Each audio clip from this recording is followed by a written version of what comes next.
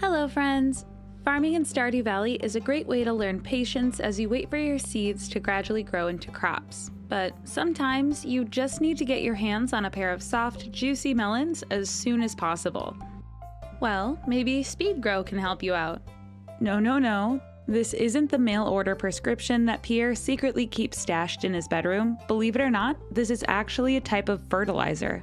The different forms of Speed-Gro can be really valuable, but mileage varies from crop to crop, and it can be hard to quantify sometimes. My team of scientists was kind enough to put together some data for the effects on different crops' harvest times, so I thought I would do a quick summary of their findings. If you find this video interesting, please like and subscribe for more videos like this, and let me know if there are any other topics that you'd like to see as well. With that, let's get into it.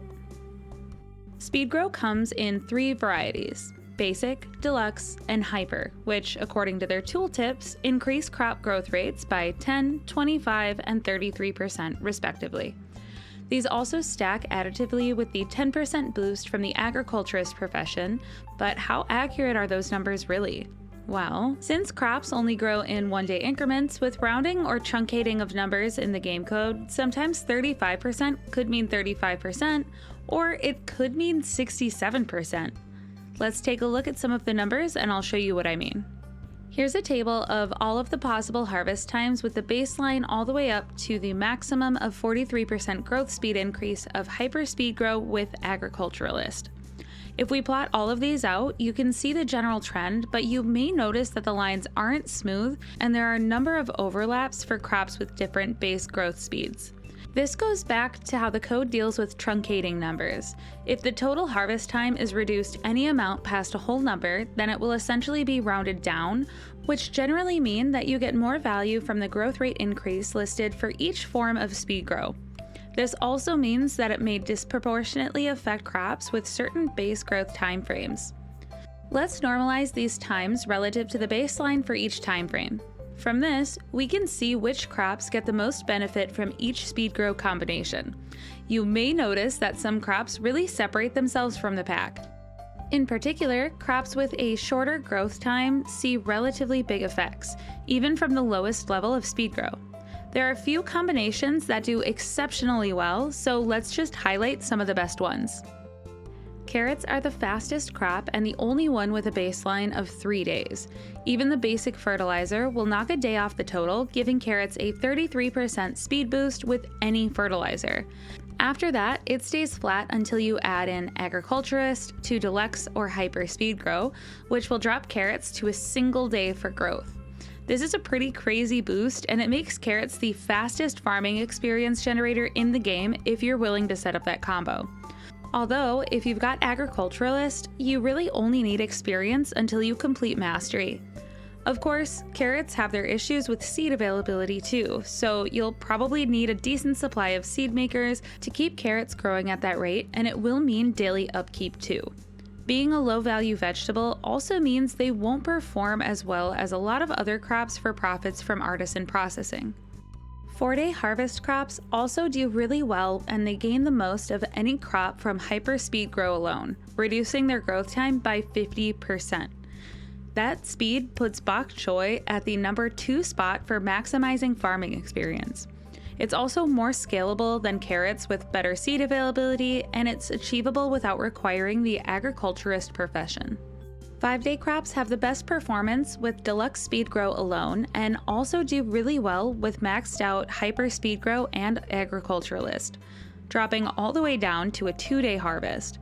The only problem? 5-day crops are all multi-harvest, so you don't get the benefits beyond the first harvest.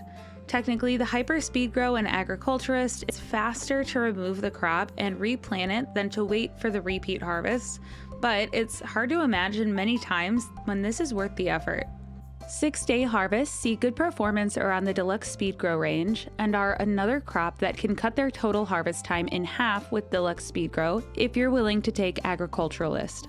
6-day crops aren't the best overall, but it's kind of interesting to think about 3-day beet harvests and milling into sugar if you want to avoid the artisan profession and artisan equipment altogether. 7-day crops still have some notably good thresholds, and there are some crops like powder melon and wild seeds that could be situationally worthwhile. Beyond that, things kind of smooth out for the longer duration crops, so I'll just highlight a few combinations that perform relatively well. Certain growth times may be beneficial beyond just the overall speed though. Getting crops to certain thresholds could be really important for timing harvests along with other processing. For example, you may want all of your crops to be harvestable in 3-day intervals to align with fruit trees, 4-day intervals to align with your Ginger Island honey farm, or 7-day intervals to align with your shed full of wine kegs. Before moving on, I just wanted to show the average growth rate increases for each type of Speed-Gro compared to what's listed in the tooltip. As you can see, all forms of Speed-Gro actually perform better than what's listed in their descriptions, and I thought this might be a good way of comparing the different grades of Speed-Gro more generally. Of course, as I mentioned, this is just the average, and benefits to individual crops will vary, so check out the table from earlier if you're trying to optimize specific crops. There is one more question that I had about Speed-Gro that I wanted to test out for this video too. Unlike fertilizer, you can apply Speed-Gro even after the plants have sprouted up until harvest time. So, what if you apply Speed-Gro late? Based on what we know of strawberries and the common strategy to get 3 harvests in the first spring using Speed-Gro from the Spring Crops Bundle, you may have gathered that late application of Speed-Gro does not scale with the remaining growth time. Instead, it looks like the calculation accounts for the full duration and removes a day from each of the growth stages, starting with the earliest stages and then continuing according to the proportion of each stage remaining. So basically, if we apply Speed-Gro after a growth stage day that would have been skipped, we'll lose that day of boosted growth. Still, we want to actually test this out. To do that, we planted 24 sweet gemberries and added Speed-Gro to 1 additional plant each day. Based on the normal duration of each of the growth stages of the sweet gemberry, we would expect the 3-day reduction from standard Speed-Gro to be split into the first 3 growth stages. Anything after and including the last day of the 3rd stage should be ineffective. For Hyper Speed-Gro, we expect all stages to see reduced growth time, so we should be able to reduce growth times right up to the final day of application. Here's what the results of the test look like for our Speed-Gro and Hyper Speed-Gro comparison. As you can see, we have diminishing returns the longer we wait, but it looks like our hypothesis was correct. The sweet gemberry is kind of an extreme case though. A lot of crops only have a single day in stage 1 or stage 2, which means late application will usually result in a significant loss of effectiveness, especially for crops with shorter growth time. How the growth stages are distributed may impact things a little bit though. For example, a strawberry only spends 1 day at stage 2, so Speed-Gro will skip right to stage 3.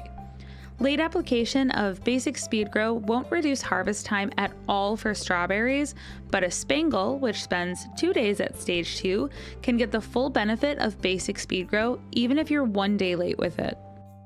Late application of Speed-Gro isn't super common, but I wanted to learn how it works. I know this was a quick one, but hopefully the info was helpful or at least interesting. With all of that said, does this change the way that you look at Speed-Gro? Do you try to optimize based on the crop and Speed-Gro combinations, or do you just buy a lifetime supply of deluxe Speed-Gro from Sandy and just throw it on everything? Let me know in the comments if I missed anything, or if there are any other fertilizer-related questions that you'd like to learn more about.